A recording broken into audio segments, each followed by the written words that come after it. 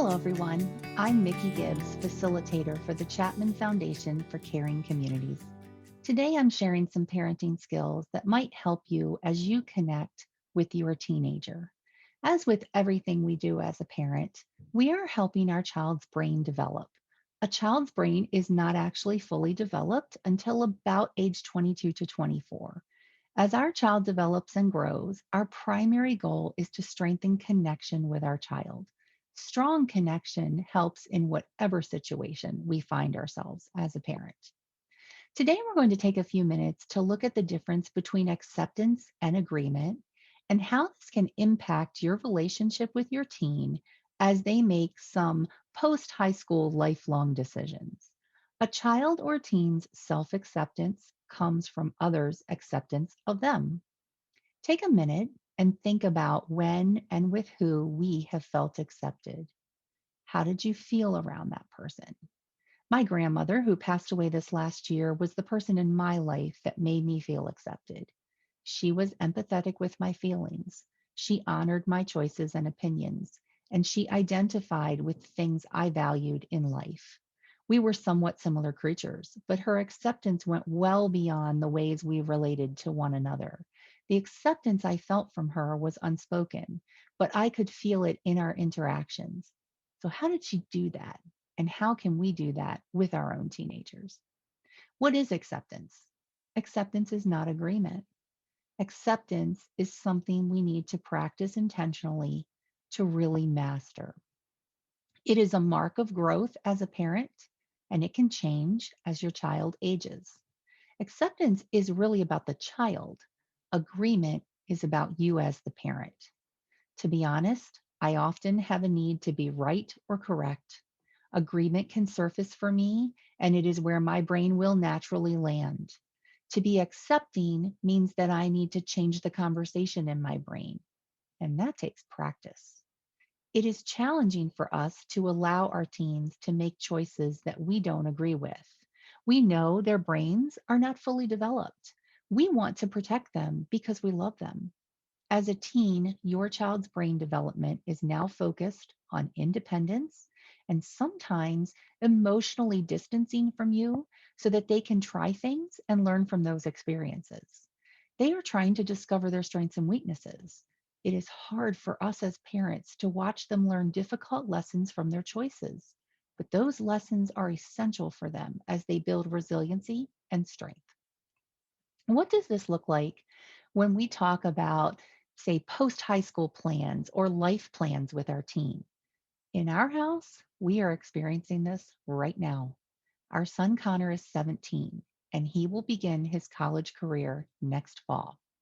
We are so happy that he has been accepted in the program of his choice, and we are very confident in the choice that he has made.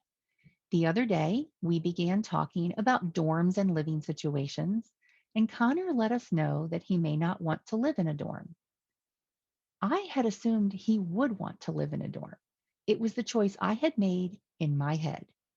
And then my need to be right kicked in, and I did not handle this conversation well at all.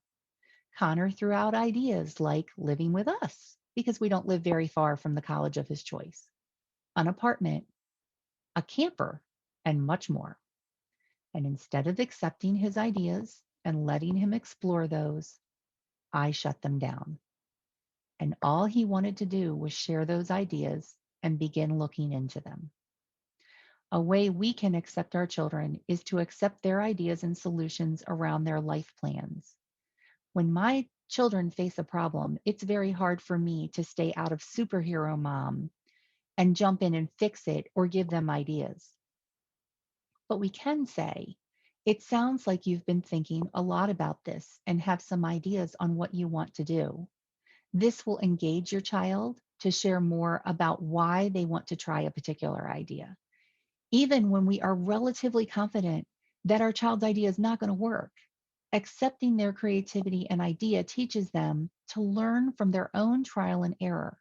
And it strengthens their problem solving and creativity skills in their brains. Those brains are still developing. It is another form of acceptance of your child, We can listen to their ideas and views and appreciate our children as they explore options. We can say, wow, it seems as if you've already been thinking a lot about this. Tell me more. Those kinds of statements open the door for our child to share things with us. Believe me, if they want our opinion, they'll ask for it. Empathy is another important part of the conversation. Try to remember a time when your ideas were not accepted and how it made you feel. It will help you connect with the place your teen is in. Fortunately, we usually get a do over as parents. I was able to go back and use these kinds of phrases with Connor. I apologized to him for not handling that in a way that I would have liked to. I told him I understood why he shut down during that conversation. And we sort of started over. When practicing acceptance, keep focus on your child's emotions and ideas. Try to stay away from whether you agree with how they feel or an idea they have or their opinion. Their emotions and ideas belong to them. When you acknowledge and accept, although it is unspoken, the gift of acceptance will be clear to your child. It will foster strong connection. It is about the child. Deep ideas like acceptance and empathy are sort of the heart parts of communication. We don't get the heart parts when we say something like, I put your lunchbox by the door. But when we are engaged in important or emotional conversation, those heart parts send the message of caring and love. Those are the ways we deepen connection with our child or teen. My children are 17 and 20. If I think back to any stage that they were in, I'm sure I can't remember more than a few areas with which I strongly disagreed with them.